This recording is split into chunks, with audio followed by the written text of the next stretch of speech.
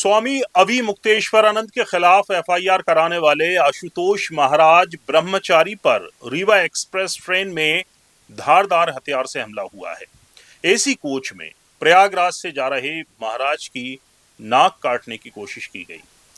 यानी जो शंकराचार्य अभी मुक्तेश्वरानंद की नाक काटना चाहते थे, उनकी ही नाक कट गई। लेकिन नाक किसने काटी और इस सब पर स्वामी अभी मुक्तेश्वरानंद ने क्या कहा, बताते हैं। नमस्कार, आप देख रहे हैं समाचार लुकआउट। मैं हूं राशिद अहमद खान। शंकराचार्य स्वामी अभी मुक्तेश्वरानंद पर बटुकों से यौन उत्पीड़न की एफआईआर कराने वाले आशुतोष महाराज पर रविवार को चलती ट्रेन में जानलेवा हमला हुआ। आशुतोष महाराज ने प्रयागराज जीआरपी को दी अपनी अर्जी में बताया कि शनिवार रात गाजियाबाद रेलवे स्टेशन से रीवा एक्सप्रेस में सवार होकर प्रयागराज जा रहे थे।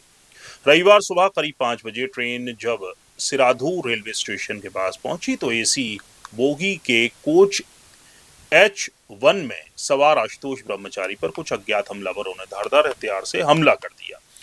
आशुतोष ने हमले के लिए शंकराचार्य को जिम्मेदार ठहराया। आशुतोष महाराज ने कहा कि जिसने मुझ पर हमला किया है वो व्यक्ति 21 लाख के चक्कर में अभी मुक्तेश्वरानंद के कहने पर आया था। इन लोगों ने मेरी नाक काटने की योजना बनाई थी। सोचा होगा कि इसकी नाक काट दो, ना रहेगा बांस ना बजेगी बांसुरी। जब मैं ही नहीं रहूंगा तो कोर्ट में क्या साक्ष्य रखूंगा।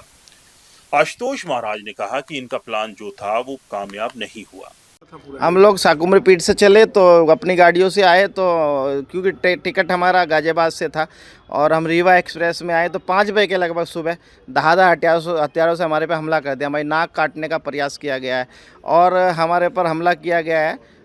ये पूरा मामला हुआ है। बाथरूम में बढ़ के हमने अपनी जान बचाई।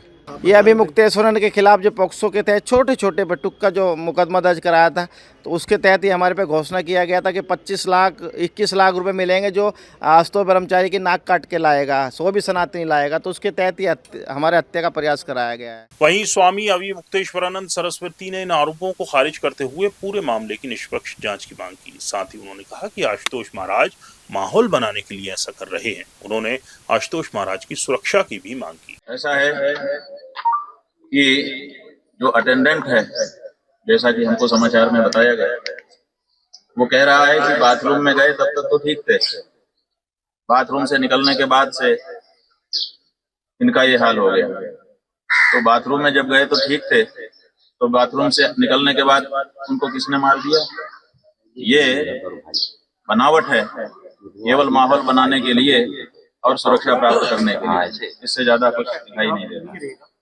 और दूसरी बात ये कि अगर भारत सरकार की रेल सुरक्षित नहीं रह गई, कोई यात्री किराया दे करके, चाहे वो आशुतोष ही क्यों ना हो, अगर वो यात्रा कर रहे हैं, ट्रेन में कर रहे हैं, तो कहाँ है जीआरपी, कहाँ है रेलवे का प्रशासन? वैसे किसी यात्री के ऊपर हमला हो जाता है। ये तो सुरक्षित जगह मानी जाती है। उन जगहों पर भी अगर किसी के ऊपर सुरक्षा में ब्रीच हो जाती है, हमला हो जाता है, कुटिल हो जाता है वो व्यक्ति, तो ये तो हमको समझ में नहीं आता है। इसका जवाब रेलवे प्रशासन को देना चाहिए। इस बीच आशुतोष महाराज पर हमले की जिम्मेदारी एक अघोरी लड़की ने फेसबुक पोस्ट के जरिए ली है।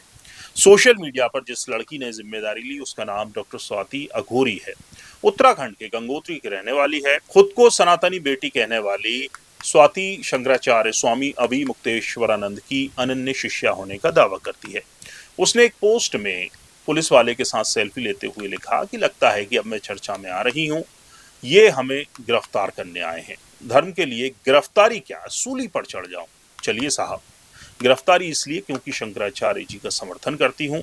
गौ माता राष्ट्र माता के आंदोलन में सम्मिलित होने से रोका जा रहा है। धर्म के लिए हर त्याग करने का संकल्प लिया है। तो स्वाति अघोरी जो है नाम की एक लड़की है, वो सामने आई और उसने इस हमले पर की जिम्मेदारी ली है। लेकिन बड़ा सवाल यही है कि जिम्मेदारी तो ली है, उधर वो आशुतोष महाराज जो हैं स्वामी अभी मुक्तेश्वरानंद पर आरोप लगा रहे हैं, लेकिन कौन सच्चा है कौन झूठा है, शायद ये पुलिस जांच के बाद सामने आ जाए। पूरा वीडियो देखने के लिए शुक्रिया। आप भी इस खबर पर कमेंट कर अपनी राय दे सकते हैं। वीडियो पसंद आया हो तो लाइक कीजिए, शेयर कीजिए और हमारे चैनल को सब्सक्राइब जरूर कीजिए। नमस्कार।